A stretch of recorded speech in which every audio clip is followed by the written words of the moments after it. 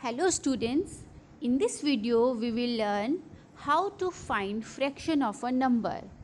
For example, जब हमें पहले एक फिगर दिया जाता था तो उसमें से फ्रैक्शन निकालना जो है वो बहुत इजी हुआ करता था. लाइक 3/5 में आपको पता है इस रेक्टेंगल को आपको क्या करना है, 5 इक्वल पार्ट्स में डिवाइड करना है.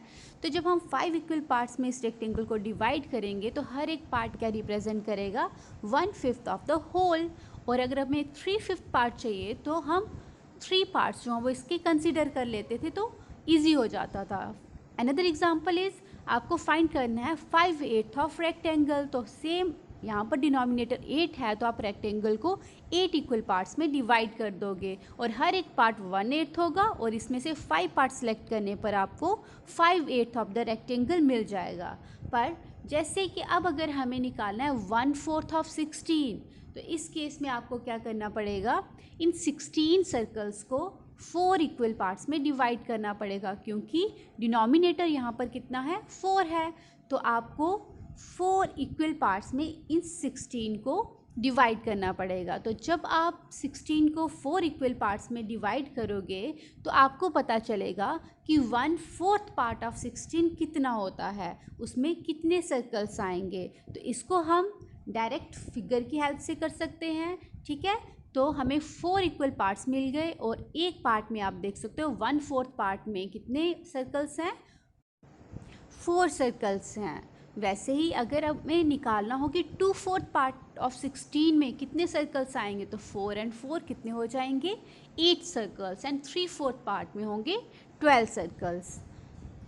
Next example is 3/5 of 20. अगर आपको 20 का 3/5 पार्ट निकालना है तो डिनोमिनेटर 5 है तो आपको 20 को 5 इक्वल पार्ट्स में डिवाइड करना पड़ेगा.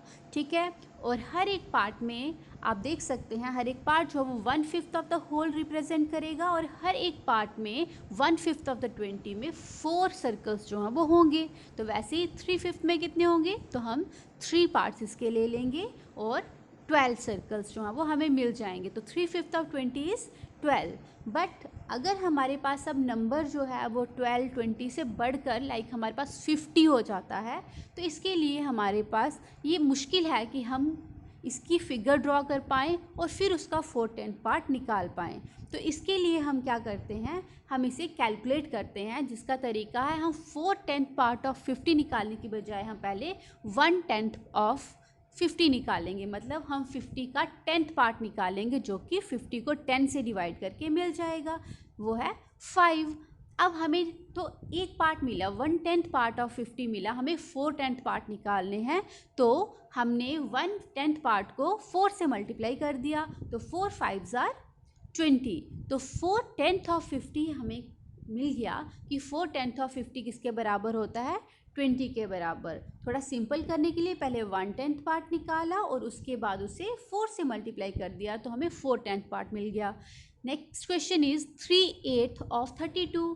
तो इसमें भी हम क्या करेंगे, 32 का पहले 1/8 पार्ट निकाल देंगे. मतलब हम 32 को 8 इक्वल पार्ट में डिवाइड कर देंगे. तो 32 डिवाइडेड बाय 8, तो हमें कितने पार्ट मिले, 1/8 पार्ट में कितने आएंगे, 4. ठीक है, और वैसे ही अगर हमें 3/8 पार्ट ऑफ 32 निकालना है तो 32 में से 3/8 पार्ट कितने होंगे, 1/8 पार्ट को 3 से मल्टीप्लाई कर दो, 4 3s are 12. तो 3/8 ऑफ 32 हमें मिल गए 12. और भी तरीका है इसे कैलकुलेट करने का, डायरेक्ट मल्टीप्लिकेशन का. ठीक है, दैट इज़ लाइक हमारे पास फर्स्ट एग्जांपल है 2/5 ऑफ 10. तो 2/5 ऑफ 10 निकालने के लिए मैथ्स में जो ऑफ होता है, ऑफ को हटाकर मल्टीप्लिकेशन का साइन यूज़ किया जाता है. ठीक है, तो 2/5 ऑफ को हटाकर मल्टीप्लाई लगा और 10, और जिसकी भी फ्रैक्शन के अपॉन में कुछ नहीं होता है उसकी फ्रैक्शन के अपॉन में हम मान सकते हैं कि 1 होता है. तो फ्रैक्शंस को मल्टीप्लाई करने का तरीका होता है, न्यूमरेटर को न्यूमरेटर से मल्टीप्लाई करो और डिनोमिनेटर को डिनोमिनेटर से. तो यहाँ पर न्यूमरेटर है एक फ्रैक्शन का 2 और दूसरी फ्रैक्शन का 10. सो 2 मल्टीप्लाइड बाय 10 इज़ 20. और वैसे ही डिनोमिनेटर है एक फ्रैक्शन का 5 और दूसरी का 1. तो 5 मल्टीप्लाइड बाय 1 इज़ 5. तो हमने अब क्या करना है, 20/5 मतलब 20 डिवाइडेड बाय 5. तो 20 को अगर हम 5 से डिवाइड करेंगे तो हमें पता चल जाएगा कि 2/5 ऑफ 10 कितना होता है, 2/5 पार्ट ऑफ 10th में 4 जो है वो पार्ट होगा। ठीक है, तो सेम इसी तरह से एक और एग्जांपल ले लेते हैं, 1/3 ऑफ 9। अब हमें 1/3 ऑफ 9 निकालना है, तो हमने 1/3 लिया, ऑफ को हटाकर मल्टीप्लाई, और 9 के अपॉन में कुछ भी नहीं था इसलिए हमने लगा दिया 1। Same numerator multiplied by numerator, 9 multiplied by 1 is 9 and 3 multiplied by 1 is 3। ठीक है, डिनोमिनेटर को डिनोमिनेटर से मल्टीप्लाई किया, न्यूमिरेटर को न्यूमिरेटर से, तो हमारे पास आ गया 9/3, मतलब 9 डिवाइडेड बाय 3। तो अगर हम 9 को 3 से डिवाइड करेंगे तो आंसर क्या आ जाएगा 3। तो 1/3 पार्ट ऑफ 9 जो है वो कितना आएगा 3। Next part is 3/8 of 24। अब आपको 24 का 3/8 पार्ट निकालना है। तो ऐसे केसेस में मैंने आपको शॉर्ट ट्रिक भी बताई कि पहले 1/8 ऑफ 24 निकाल लो, फिर 3 से मल्टीप्लाई कर लो। अदरवाइज़ हम इसे ऐसे भी कर सकते हैं, 3/8 मल्टीप्लाई, ऑफ को हटाकर मल्टीप्लाई लगाया, और 24 के अपॉन में 1, क्योंकि इसके डिनोमिनेटर में कुछ भी नहीं था। तो अब हम फिर से न्यूमिरेटर को न्यूमिरेटर से मल्टीप्लाई करेंगे। तो 3 मल्टीप्लाइड बाई 24 हो गया 72, और 8 मल्टीप्लाइड बाय 1 हो गया 8। तो 72/8 का मतलब है 72 को हमने 8 से डिवाइड कर देना है।